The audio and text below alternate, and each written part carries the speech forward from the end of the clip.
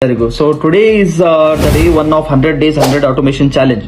So ಇವತ್ತು ನಾನು ಮಾಡಿರೋದು N8N ಅಲ್ಲಿ ಒಂದು automation onboarding automation. So this is specifically useful for field marketing, field sales. So ನಾನು ಸೇಲ್ಸ್ ಜಾಬ್ ಮಾಡ್ತಿದ್ದಾಗ ಸೊ ಸಾಕಷ್ಟು ಇವೆಂಟ್ಸ್ ಅಲ್ಲಿ ಸಾಕಷ್ಟು ಪ್ಲೇಸಸ್ ಅಲ್ಲಿ ನಾವು ಮ್ಯಾನ್ಯುವಲ್ ಎಂಟ್ರಿ ಮಾಡ್ತಿದ್ವಿ ಹ್ಯಾಂಡ್ಲಿಂದ ಪೇಪರ್ ಪೆನ್ ಇಂದ.